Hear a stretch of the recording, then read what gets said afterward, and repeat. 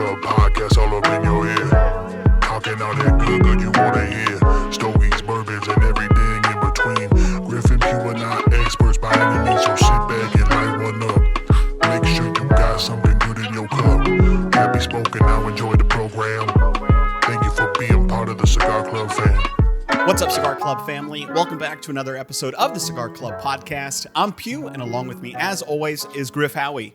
Thank you all so much for listening in every week and leaving your thoughts and feedback on each episode. We love reading them, especially Griff. He loves the super nice ones for him. If this is your first time joining us, thank you as well for tuning in. The Cigar Club podcast is where we talk about all things cigars with you, the Cigar Club family, every Tuesday at 9 a.m. Eastern. On today's episode, we're going to be smoking the most unique cigar that we've ever had, although we haven't smoked it yet, but we're about to. Griff, tell them, what do we got in our hands? What are you drinking? How you doing, brother? Top of the afternoon to you, Pugh. It's a moist day today. It is. So by the end of this, I might be a little sticky. Ooh. Drinking water and smoking the very unique Fratello VICEVERSA that was supposed to be out in brick and mortars and out in the world months and months ago, and now it's just getting available now. So it is finally here. So yeah, we talked to Omar about this cigar back at PCA last year. Even before that. Oh, was it? Yeah, I had talked to Omar about this cigar, I want to say the end of 2021. Jesus. Before he even really had a cigar to show. Him and I were talking about it. He was telling me about the project that he was doing. I felt bad for him because I knew how crazy this cigar was going to be to get done.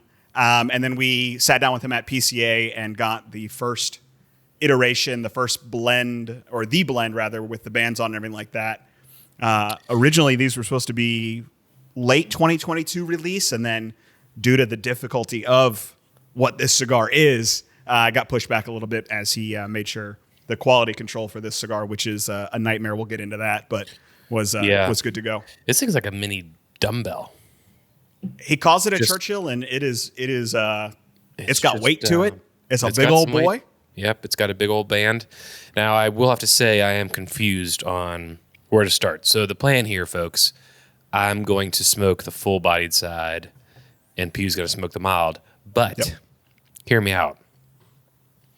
If I'm cutting the full side, I'm technically then lighting the mild side, which then you're smoking the mild. So if you want the mild, then you cut the full side. I'm already confused, and I'm not bullshitting anyone here. I think, from what I remember, I believe if I want to have a mild experience to start, I cut the full side and I light the mild side. And as the cigar progresses, it'll get more full-bodied. And if I want to have a full-bodied experience to start off with, I cut the mild side and light the full-bodied side. That is how I believe it goes down. That makes sense. So for you... But it is a little deceiving. It's a little confusing. So what I would say is I'm going to cut the full-bodied side and light the mild side, and you'll cut the mild and start with the full-bodied side. And we don't know if this is right or wrong. Correct. Okay. So as we get into this is an Ecuadorian HVA wrapper, Indonesian binder, with Nicaraguan and Pennsylvanian filler. And the concept behind this cigar is to allow the user, the smoker, to determine or decide the experience they want to have with this cigar. So you can start off mild with creamy notes, or you can start off on the full-bodied side and get a little bit more spice up front. Let's get into it. Enough talking. Well, so I'm there is cutting no the draw. full-body. Correct. It is and you beat me to it. I asked Omar about this when we sat down at PCA because I was curious of how this would go. If you needed to cut both sides. And he said, no, you should be able to light. One of the things that he wanted it would be you only have to cut one side and smoke it like a normal cigar. So I've got the full-bodied side cut. I get the cold draw of nothing. Nothing. Solid stick. And I'm going to light this triple cap. And I'm going to light this full-bodied. Let's see this how is just goes. Weird. This is very, very weird. I feel, you see those photos of that'll make like Instagram and stuff like that, where someone will cut the wrong end of the cigar or light the wrong end of a cigar. I feel like I'm doing everything wrong that I know about cigars by lighting a cap. Well, I imagine so far a whole lot of nothing. Yeah, I imagine it would work better if you cut both ends, but I want to try it to see if you can get away with just lighting. I think I'm it. giving up on the whole light up the cap, so you go ahead and give it a whirl. Yeah, I'm going to. And maybe I'm wrong. Maybe he said, maybe I misremember because this was a year ago when I asked that question. I mean, it's lighting. It's lighting. I think it's just going to take a few. We're sticking with the plan. Oh, good. I got my cutter all ashy. All right, I think just based off the little bit that I'm getting here, I think we have it correct. Well, while we get lit up, we've got the brand new Cigar Club Vault has launched. It is a collection of some of our previous customs releases. Right now, we've got 2021 customs up there. So if you weren't with us or maybe didn't get to experience 2021 customs, those blends are available for you now. As well as we've got some hidden limited edition, not hidden, we've got some gems in there, such as the limited edition Warped Upper Realm. And then we're going to be adding cigars over the course of the year, some of our favorite limited editions that we've got a little bit more of. Those will go up for sale on there. Griff's departed me as I'm reading through this. Griff, thanks for joining us. But that's going to be a great way for you to experience some of those older releases that we've got a couple extra of. And once they're gone, they're gone. We're not going to get any more of those, so don't miss that. And check back frequently for any new additions to those.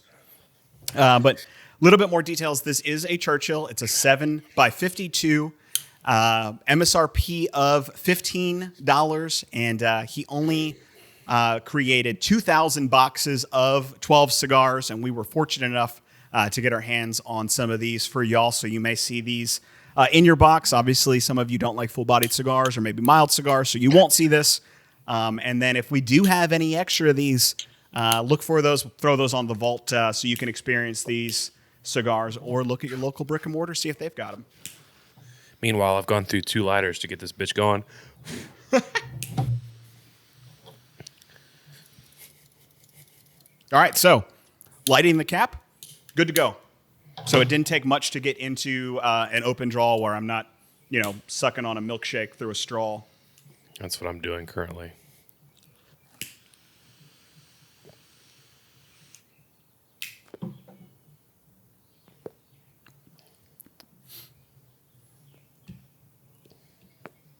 Okay. All right, we are lit up. So while we smoke this cigar, Griff and I are going to talk a little bit about the most unique cigars that we've smoked in our short little period. I mean, it's what? I've been smoking cigars for about 7 years. You probably 5 or 6, I'd say. Look at that Bic. You can never go wrong. I'm still struggling here. I don't know if this is gonna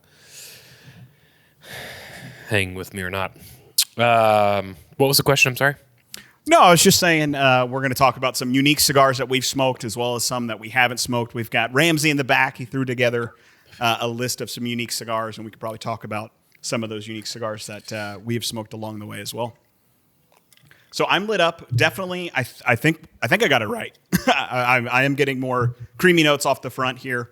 I'm curious to see, with you going from the full-bodied to the mild side, if that fullness will drown out the more mild tobacco as you go through it.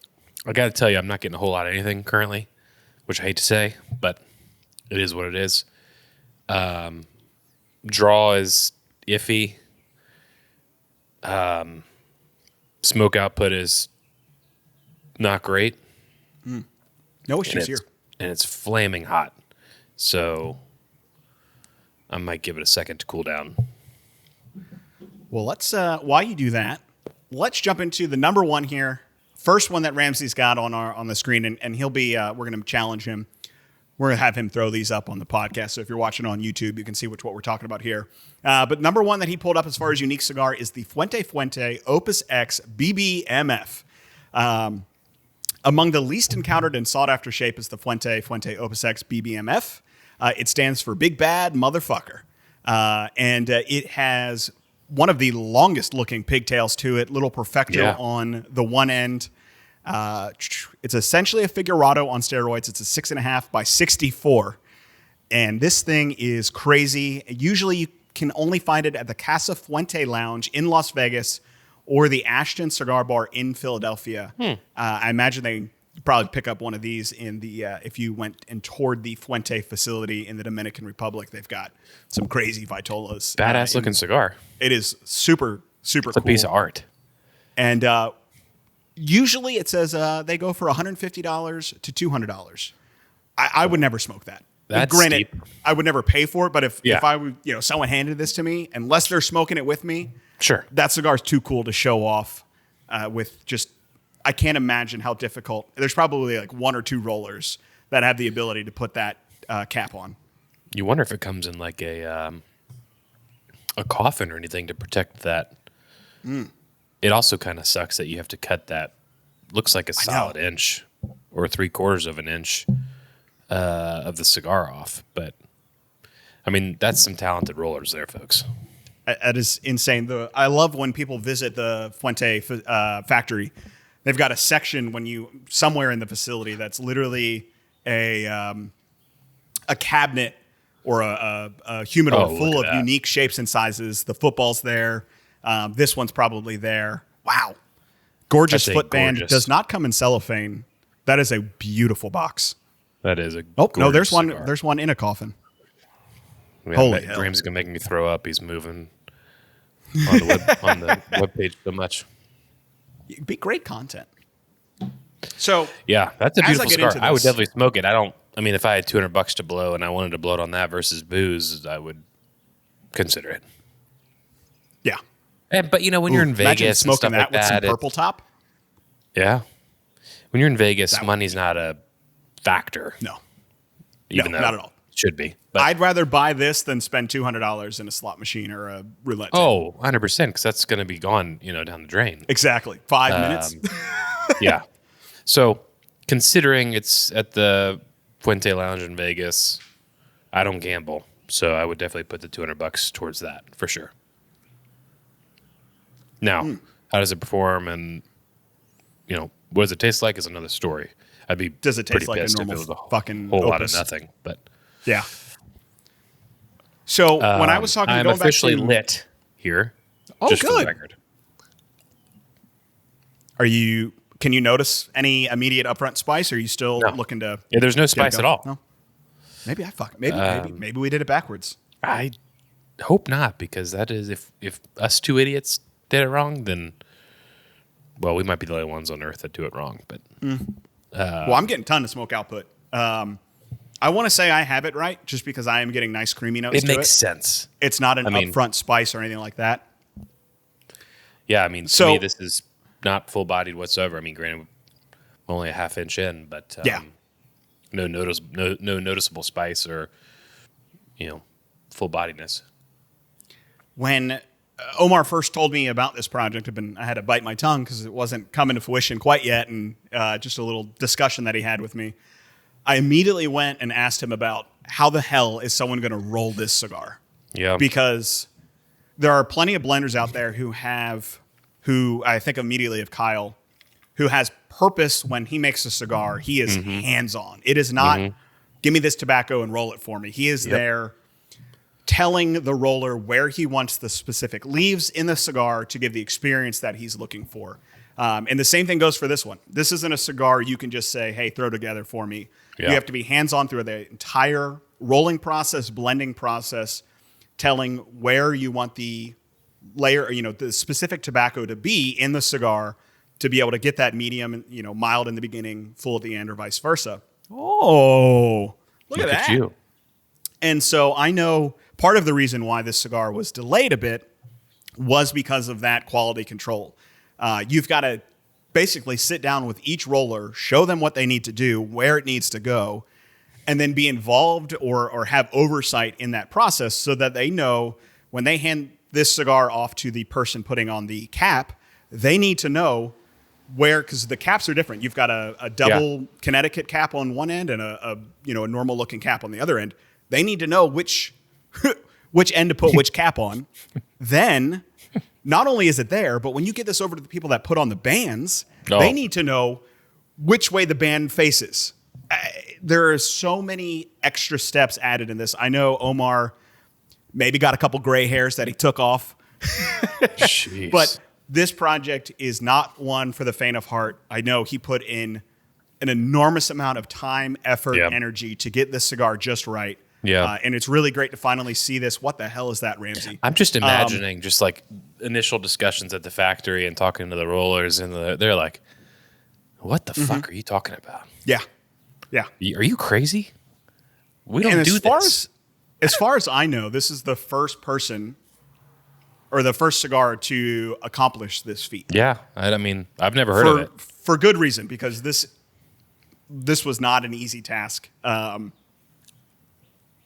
And God bless him for it. Because I think I don't want to call this a novelty cigar. I think there are plenty of novelty cigars out there.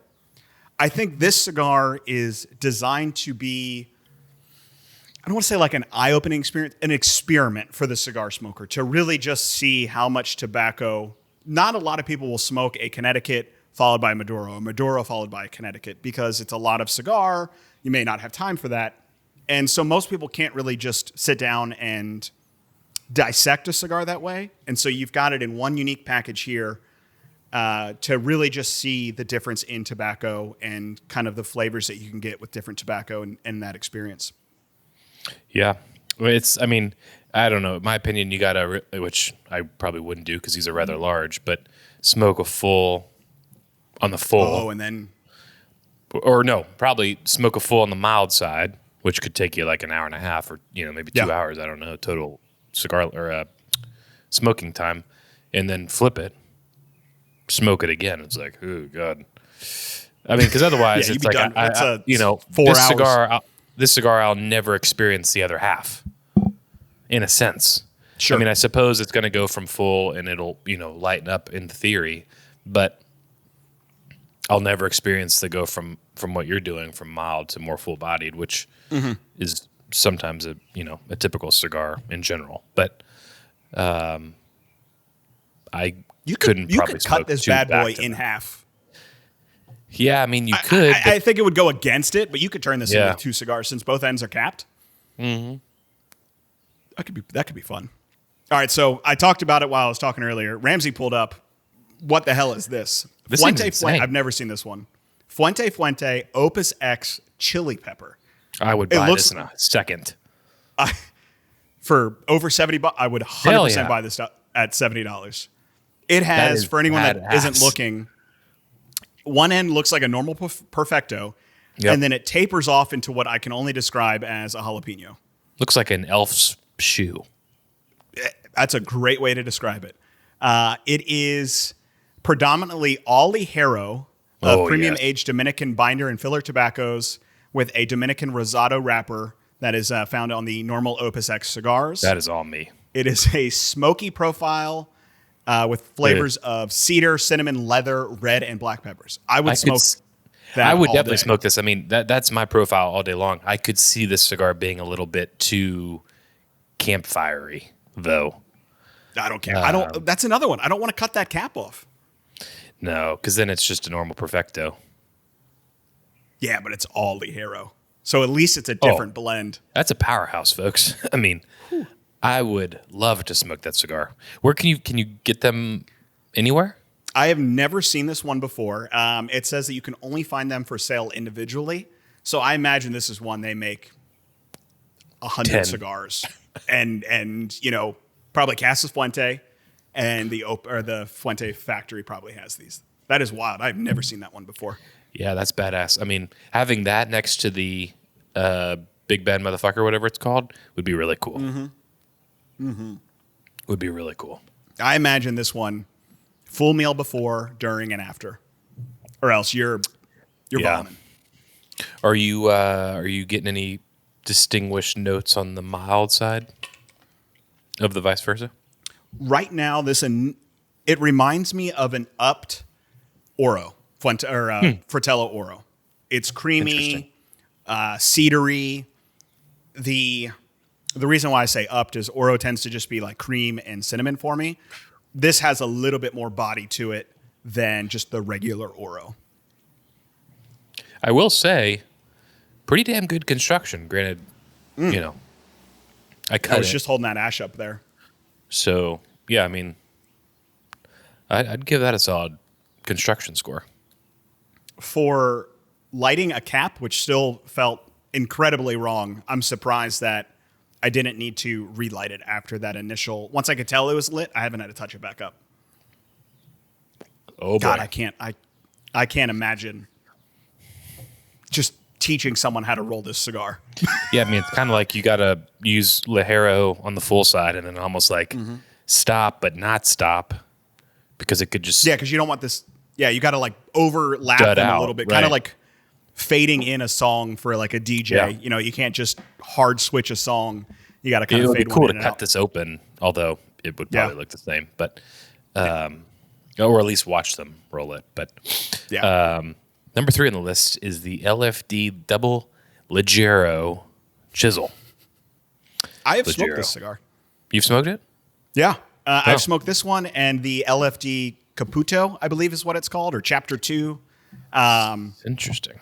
I actually really enjoy the chisel tip cap or style of cigar. So it's interesting. So anyway, then my thought after this. So chisel-like shaped.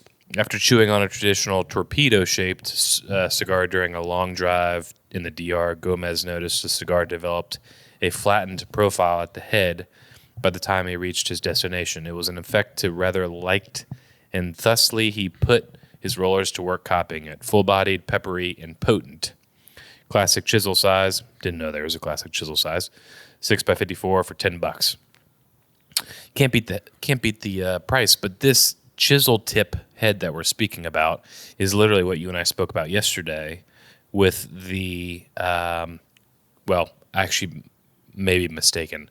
When we smoked the Neanderthal, Romacraft Neanderthal, Yes. it's a flat head. Is that different than a chisel tip?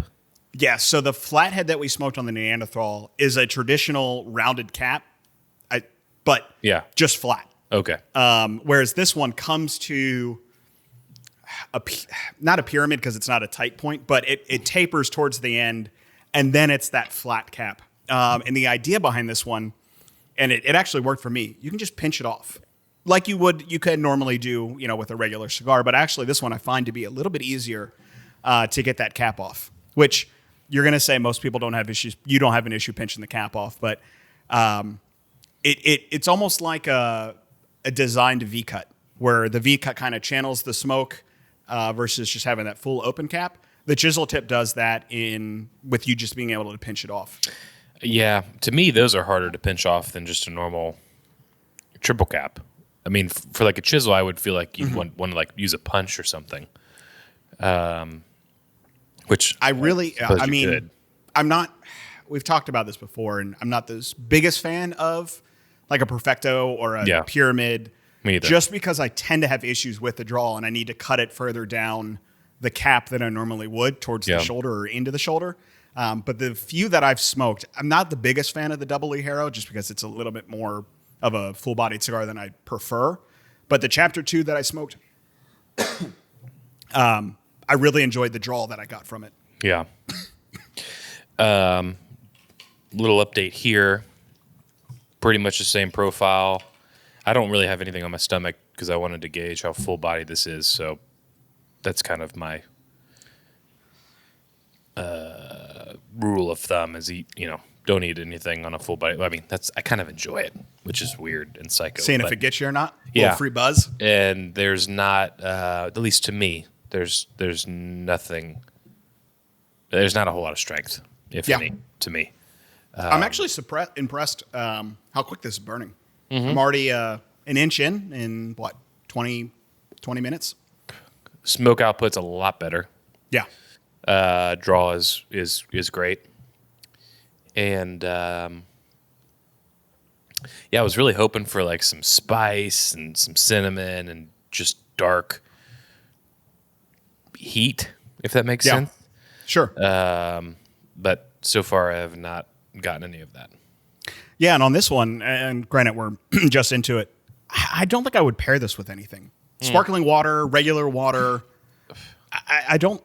Sure, you could probably do like a low proof bourbon, but I think for this cigar particularly, I think if you paired it with anything that had flavor, I guess, it would kind of take away from what the experiment or the idea behind this cigar is. So if you do smoke this cigar, or when you smoke this cigar, if you pair it with anything, let us know in the comments below. I'd really like to know if you found anything that went well with this while still being able to enjoy kind of the thought process behind this cigar. I mean, I don't know. I think I'm kind of converting more towards you on if it's a first cigar that I've never smoked, not to pair it with anything. Because there is, to an extent, you miss some things in a cigar, I guess is what I'm trying to say. Yeah. I think if I was drinking a bourbon, 100 proof, 110 proof bourbon with this, my answer could be different of, this is more full bodied than I was expecting. Although I'm trying to do an even keel analysis here. Yeah. And nothing on my stomach can see if it is up there in the strength, but so far not yet. Just got the first, about a quarter inch in and starting to get more cinnamon. So it went just from like cream to now a little bit more creamy cinnamon. So there starting to be some noticeable flavor transitions, at least from my end of things. This is an interesting looking one. The Ashton VSG Enchantment. An advanced rolling ability is required to ensure the cigar burns I almost said perfectly, and delivers a flawless draw. The Figurado's bulbous? That's it. It's bulbous. That's a word. But short dimensions measure in at 4 3/75 inches with a 60 ring gauge at the cigar's thickest point. Note of cedar, raisins, leather, and black pepper feature prominently for just over $13. Add an enchantment to your list of must-have smokes. I don't get it.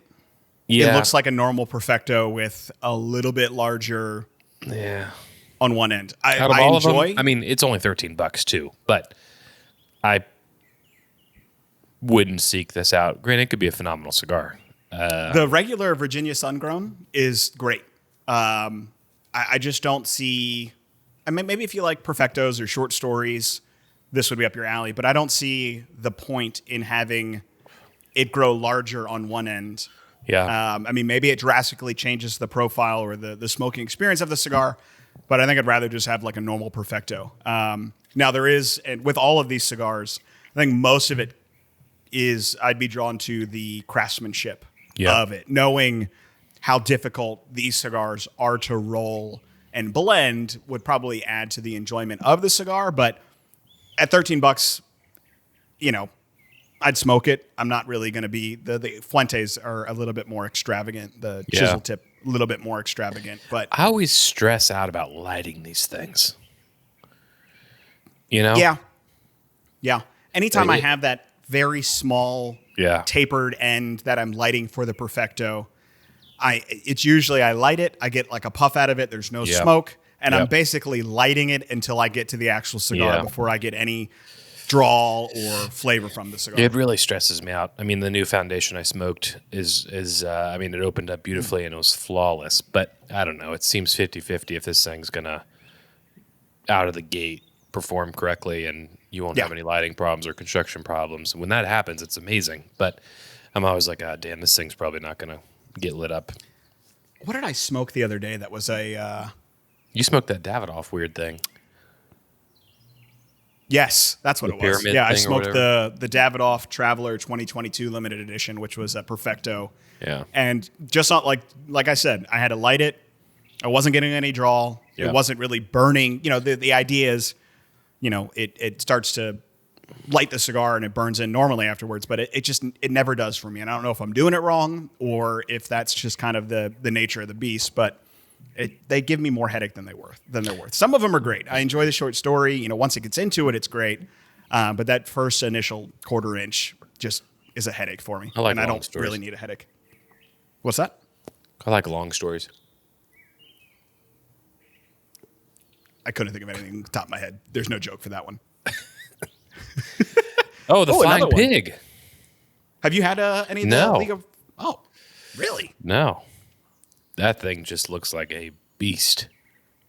It's a little Vienna sausage. Yeah, you're right. little tube steak. Got the Liga Privada flying pig. Wow. They've got, I think most of the legal lines have a flying pig. You've got the T52. You've got the 9 sun-grown, which is what we're looking at here. But essentially, it's just a chunky 4x60. They call it the flying pig because it's got a beautiful pigtail on the top of it. I haven't smoked the sun-grown, which is what we're looking at here, but I've had the T52 and the 9 in the flying pig format, and they're pretty good. I don't mind them. They're a nice little short smoke. This one around $12 to $14. I think the T52s maybe a little bit more. Yeah. But it's super enjoyable. I actually really enjoy this format. They're a little chunky at that 60 ring gauge, Yeah, but that's being a big boy. the short 4 inches, or average 4 inches, depending on who you're asking, really lends itself to a great smoke. That's still probably like a solid hour cigar as well. Yeah. Size can be deceiving, folks. And I don't know what he's got in store for us, but these are very reminiscent of the Foundation David and Goliath. Yeah. Those are up there for me in the flying pig format. And you really get the punch just right away throughout the entire cigar. And actually, out of all of these, probably my favorite size of the ones that we looked at here. So far, strength-wise, still the same. Which trying to say is not really there for me. Is it? I would put this right now. I think I'm at a solid medium. Yeah, I would say this is a solid medium, nothing more. And I don't know. I don't think, well, you disagree with me on this one. I think you probably want it to be in your face, quadly haro. No, I don't want it like, I don't know. With strength, and this could just be a creeper. I mean, in 10 minutes, 20 minutes, I could be like, oh, shit. But it's just very flat. It could start creeping as we get towards the middle. I don't know. But with spice, with strength, I like spice, right? Mm-hmm. Peppery and, dark meat. Yeah. Salty. This, I'd be curious to see what the mild side tastes like to compare it, but which I could just chop it in half. But I was thinking about maybe doing that. I don't know, but I mean, starting from the mild side, I'm getting noticeable transitions. That creaminess is now backed away, and it's starting to be leathery, cedary, with a little bit of cinnamon. So I can, from where I'm sitting, now granted, this is my second cigar of the day, I am starting to get some nice transition into something different here. And for that, yeah, success. I mean, that is I can't think of the word. Cool, for a lack of a really shitty word. Gnarly? Yeah, gnarly. There we go. Let's bring it back. I am a little disappointed in that the last several podcast episodes since your first, whatever you're calling your segment, we got called out for being a bunch of garage boys. Yeah. I was really hoping that I could find my ass outside today having a cigar to prove whoever wrong. Nope, still in the garage. Keyboard clowns with Griff Howie. And I will have to say, I might have to just start being more controversial. When we don't have a segment, that means there are no negative comments, which I suppose is exciting. It's not a bad thing. I mean, maybe people just don't like being called out. I don't know. Most of our podcasts are not they're just opinions, and yeah, we'll always have the guy that takes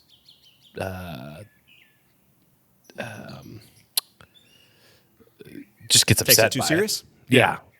And so if that's the case, then we'll have a Keyboard Clowns session. But no, there's not one today either because, and I go back and look every once in a while, but there's so many of these damn things. I can't do that every time. But yeah, maybe just start throwing shade in the comments and then we can have more segments. Let me clarify that. Throw shade at Griff, not me. He loves it. It's his segment, so all hate can be directed towards Griff. Yeah. I won't lose any sleep. But yeah, no segment on today's show. Wow. Although it might be too early to jump into this, but how funny is this? So the question of the show is from Jake's Vegan Kitchen, which, how crazy is this? I went to high school with this guy. No shit. Yeah. He reached out to me on Instagram the other day. He's like, short and sweet. I was scrolling on TikTok one day and I saw you. I'm like, holy shit. That's how weird. crazy is that? So we were talking and he's like, yeah, I'm thinking about getting into cigars. And he's like, I've started watching your podcasts. And I'm like, oh shit. Well, let me just send you a box of stuff and you can start smoking through to see what you like and kind of what you don't like. And we can go from there. So he's trying to learn clearly by asking best Honduran cigars. But, I was like, wow, that is crazy when this That's too funny. reaches, and he's out in Long Beach, California. So Jake, appreciate you, brother. Happy to have you watching the podcast. Yeah, and welcome. excited to put together a box for you. Well, yeah. Let's just get into the question, not the end of the show by any means, but best Honduran cigars. When I think of Honduran cigars, I immediately go to Alec Bradley. Yeah. I think, and for me, it would be Kintsugi. Hands down, Yeah. my favorite. I was talking to Bradley this morning about, I don't know how we talked about Kintsugi specifically, but I'm like, I don't think I've had a Kintsugi since you guys released it. I'm like, there's no rhyme or reason. It's hard to keep up with all this shit. It is. And obviously you gave me shit for that, but we were talking about it and I need to go back and smoke it because I have zero developed thought on it just because it's been too long. Honduran puros or Honduran cigars are harder to find, it seems. Mm-hmm. It's kind of in the smaller percentage, in my opinion, of cigars out there. I continue until I smoke a better one, continue to say the Plasencia 149 is my favorite. Because it's exactly my profile. Kintsugi, from what I recall, is not necessarily up my alley. Yeah. 149 will slap you around. It'll pepper mill your mouth a little bit. It heats up. It's got some strength. It's got everything that I like in a cigar. It's dark and oily. So that's me. And I'd love to find something that I really enjoyed better. But right now, I haven't had anything Honduran Puro wise that is better than that. Yeah, that was the. I was nervous to smoke that cigar. We were down in Mobile. Yeah. You had smoked it, and it was on my list to smoke. And we were at the local lounge there, and you're like, dude, you got to try it. That cigar blew me away. Yeah. I mean,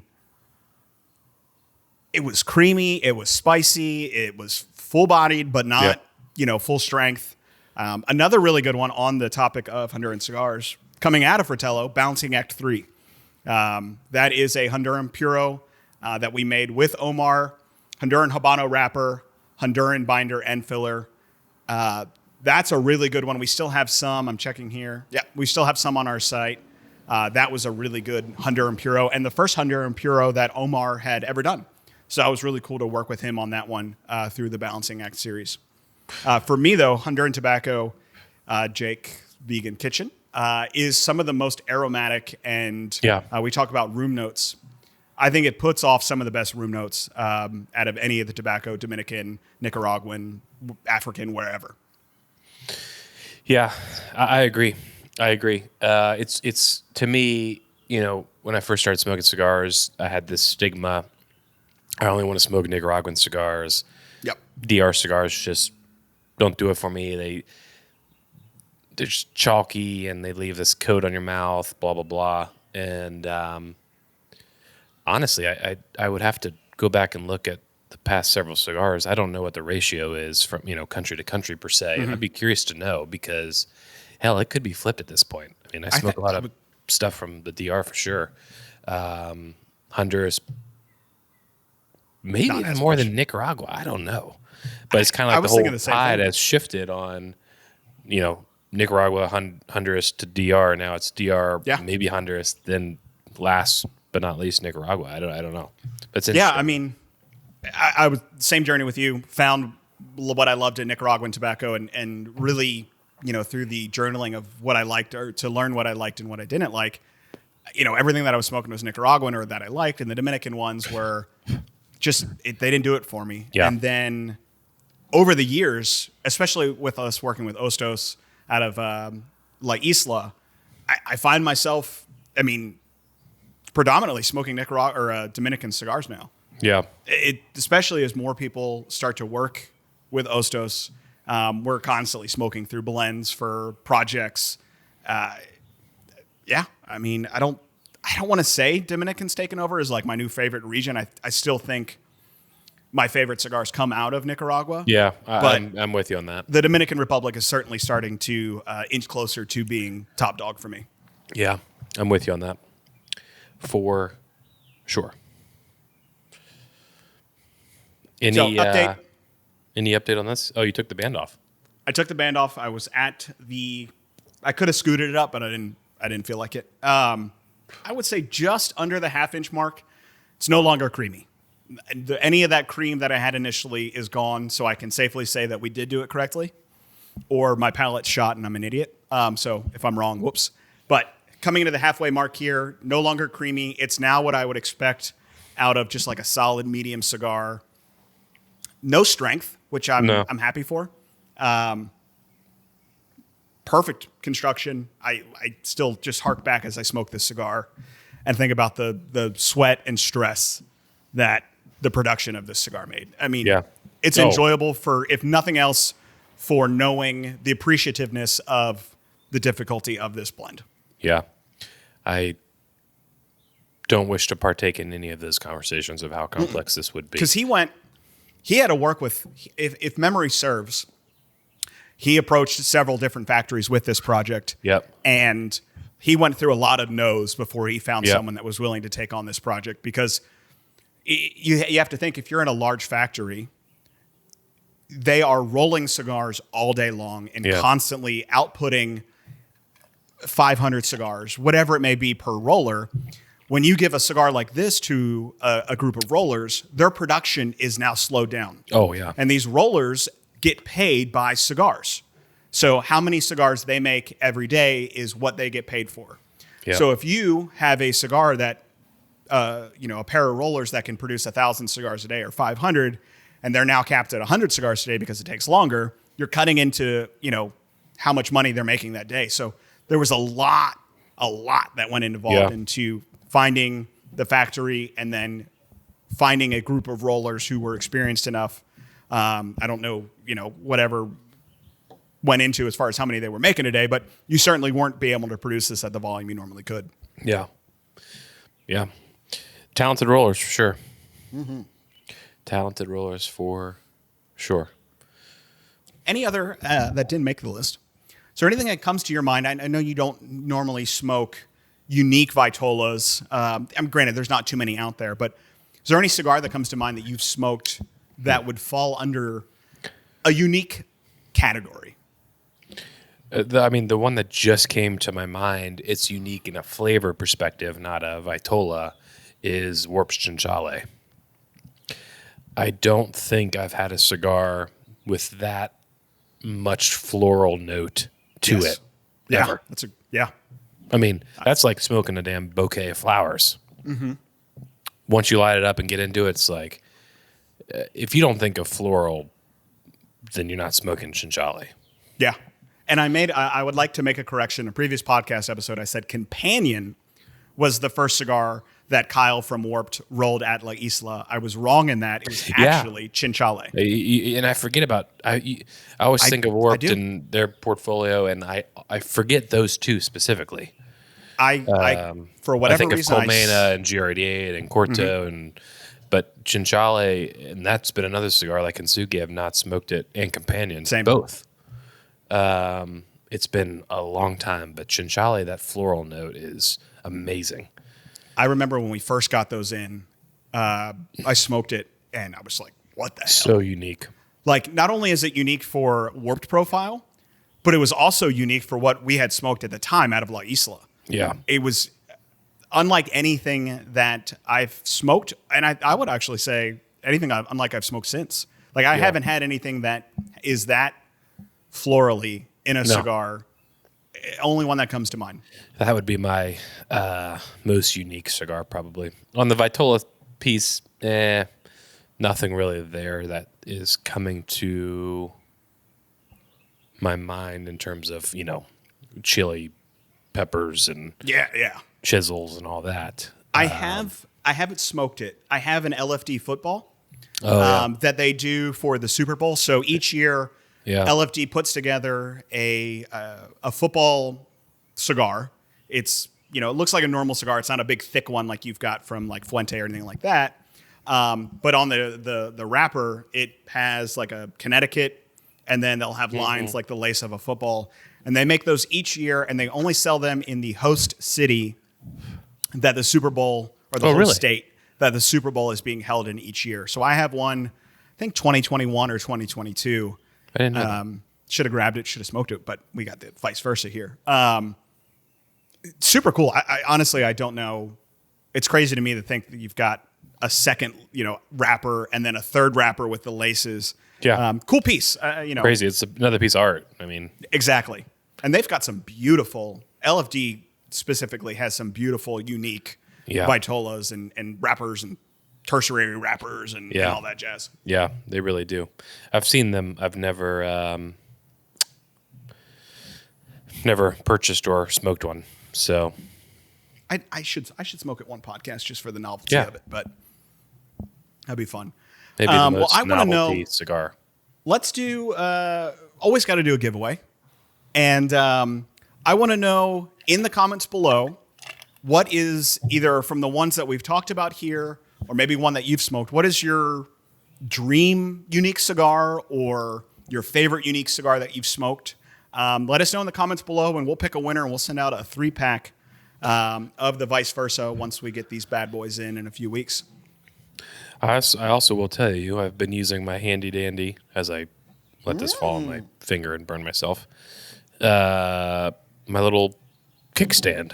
Little cigar rest. Yeah. Thoughts? I know you used to give me shit for it. For certain cigars like this beast, it makes sense.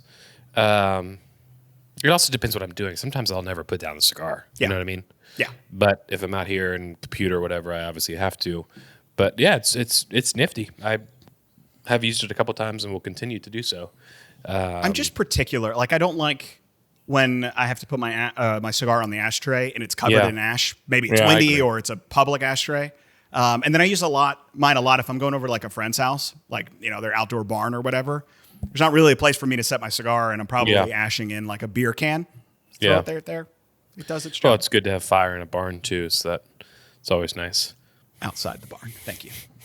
I like it. It's sturdy, it's beefy, and I rub my finger on the little groove, which sounds really weird, but it's super smooth and it's fun. Yeah.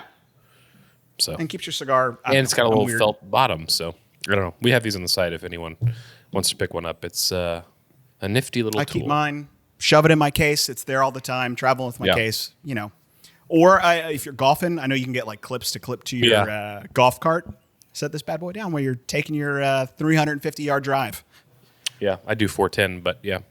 Damn, son. No, I'm kidding. Damn, son, you under Tiger or something? No. I've been approached, but I mean, could you imagine ripping 410 off the tee? I don't even know what what's the average? 300s. I think Tiger in his peak was hitting like high 300s. Yeah. So you'd be the long drive. I'd be lucky if I made contact with the damn ball. I'm good at freaking mini putt though. I'll tell you that much. Really? Oh yeah. You're a big putt guy? Got a hole in one the other day when we went out on date night.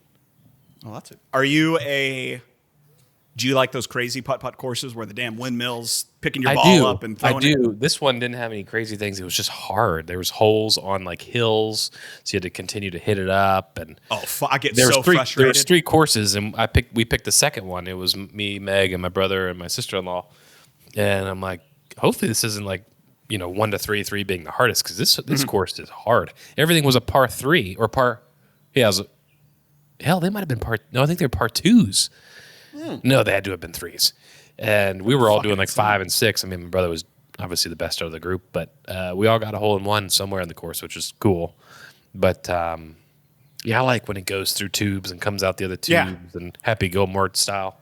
We have a bar that has a 9-putt or 9-hole course, and then we're getting a new one that's going to be like an arcade and a putt-putt. Oh, There's nice. nothing that makes me more angry than the holes that go up on both are all around it, and then it has to like sink in. So if you don't fucking hit it perfectly, you're going over, or it's rolling back down, back to the start.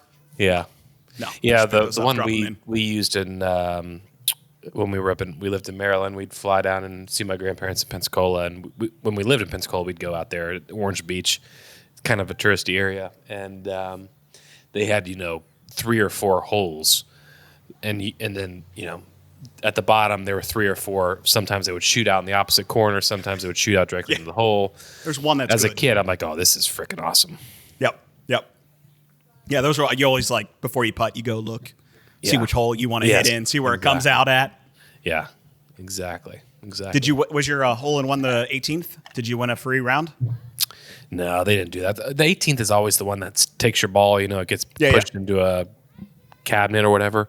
But this was on like 7 or 6 or I don't know. But Meg got 2, 2 or 3. I'm like, shoot. Damn. She sure had a drive, and she'll hit the tour. She was pretty rough the whole time, but she got more than me. So I'm like, all right, I'll take it. We lost, but it was fun. So I kind of wish that you started on the mild side with me, because it's now like I can tell.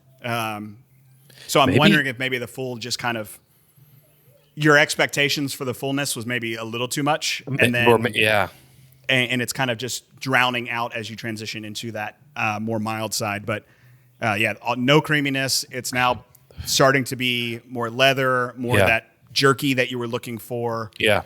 What I normally associate with the full. I'm not getting spice, but I'm getting notes that I typically associate with more full-bodied cigars or full-flavored cigars.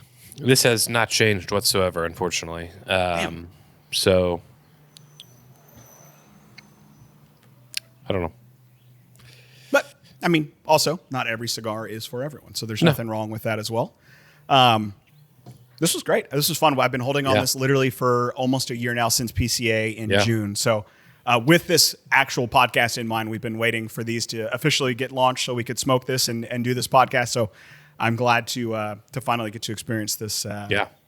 Unique. I'm gonna call it an experiment, because I think that's probably, I don't want to call it unique or gimmicky. I think those are a disservice to what it is. But this was fun. I really enjoyed it. So stay tuned. Some of you will be having these in your March box. Can't believe it's March. And then if we do have any extras, we'll be sure to throw them up on the vault, so you can experience it if you want to get more of them, or if you hadn't had a chance to smoke it yet. And then we'll select a winner from below and get you a 3-pack out as well. Sounds good. Well, all right. Griff, any parting wisdom for the people that tune in for your wisdom? No one tunes in for my wisdom. I have 0 wisdom. But if you smoke this cigar while you're watching this, let us know. And if you light up the full end, curious if you think it's a full-bodied cigar, kind of get your thoughts on it. There it is. Nonetheless. That's great. Great wisdom. Well, enjoy, everyone. Until next time, happy smoking. Cheers.